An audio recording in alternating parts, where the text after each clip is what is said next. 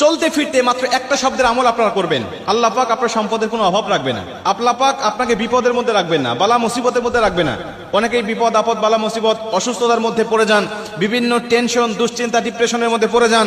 আমি আপনাদেরকে বলছি, এই একটা শব্দের আমল আপনি করতে থাকেন, উঠতে বসতে চলতে ফিরতে, যখন আপনার সুযোগ হয় আপনি তখন এই শব্দের আমলটা করতে থাকেন। আমি নিজের পরীক্ষিত আমল থেকে আপনাকে বলছি, আল্লাহ পাক আপনার অভাব রাখবে না, দুশ্চিন্তা রাখবে না, টেনশনে রাখবেন না, বিপদে রাখবেন না। আল্লাহ পাক আপনাকে এতটা উত্তম জীবন ব্যবস্থা দান করবে যেটা দেখে আপনি সন্তুষ্ট হয়ে যাবেন। অনেকে আছেন লেখাপড়া শেষ করেছেন, চাকরি পান না, চাকরির জন্য আপনারা ধন্য হয়ে খুঁজতেছেন, একটা চাকরি পাইলে আপনার জীবনটা সুগময় হবে। আমি বলছি আপনি এই আমলটা করেন। অনেকে আছেন ব্যবসা বাণিজ্য করে, বারবার ধরা খেয়ে যায়, ব্যবসা বাণিজ্যে কোনো বরকত হয় না, ব্যবসা বাণিজ্যে সে লাভবান হতে পারতেছে না। আমি বলি আপনি এই আমলটা করেন। যে যে পজিশনের মধ্যে অসুখে আছেন, যে যে পজিশনের মধ্যে দুঃখে আছেন, ওই পজিশন থেকে আমলটা আপনি করতে থাকেন। এই নিয়তটা করে আল্লাহ পাকের কাছে আল্লাহ পাক অবশ্যই আপনাকে এমন কিছু দিবেন যেটা দেখে আপনি সন্তুষ্ট হয়ে যাবেন, রবের প্রতি শুকরিয়া আপনার বেড়ে যাবে, রবের কদমে সেজদা দিতে আপনার মন চাইবে। মুসলমান ভাইরা আমার নবীজি বলেন, মাল্লাদিমাল ইস্তিগফার, যে ব্যক্তি ইস্তিগফারের সাথে আঠার মতো লেগে থাকবে, সর্বসময় তার জবান দিয়ে ইস্তিগফার বের করতে থাকবে, শুধু আস্তাগফিরুল্লাহ আস্তাগফিরুল্লাহ যে ব্যক্তি পাঠ করতে থাকবে সর্বসময়, আমার আল্লাহ পাক তার রিজিকের মধ্যে বরকত দান করে দিবে। আমার আল্লাহ পাক তাকে অবশ্যই এত ভালো কিছু দান করবে যেটা তার জীবনটাকে সুখময় শান্তিময় করে দিবে। আমার আল্লাহ তার অশান্তি, ডিপ্রেশন, চিন্তা ভাবনা দূর করে দিবে। এক কথায় সুখময় শান্তিময় জীবন দান করে দিবে।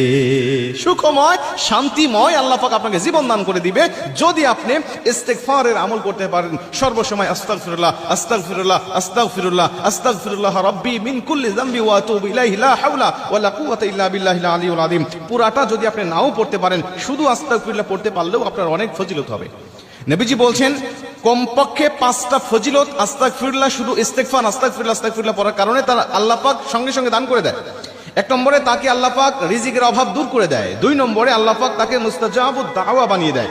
ওই আস্তাগফিরুল্লাহ পড়নেওয়ালা ব্যক্তি যদি আল্লাহ পাকের কাছে হাত তুলে দোয়া করে, আল্লাহ পাক তার খালি হাত ফেরত দেয় না, আল্লাহ পাক তার দোয়াটাকে কবুল করে নেয়। ওই যে ইমাম আহমদ ইবনে হাম্বলের ঘটনা থেকে আমরা জানি, রুটি বিক্রেতাওয়ালা যুবককে ইমাম আহমদ ইবনে হাম্বল জিজ্ঞাসা করতেছেন, তুমি সব সময় কেন ইস্তিগফার পাঠ করো, সব সময় কেন আস্তাগফিরুল্লাহ পাঠ করো, বলো এর জন্য তুমি কি পেয়েছো? উনি বলছেন, হুজুর আমি ইস্তিগফার পাঠ করার কারণে আমার আল্লাহ পাক আমাকে মুস্তাজাবুদ দাওয়া বানিয়ে দিয়েছে। আমি হাত তুলতে দেরি হয়, আমার আল্লাহ আমার হাত কবুল করতে দেরি করে না।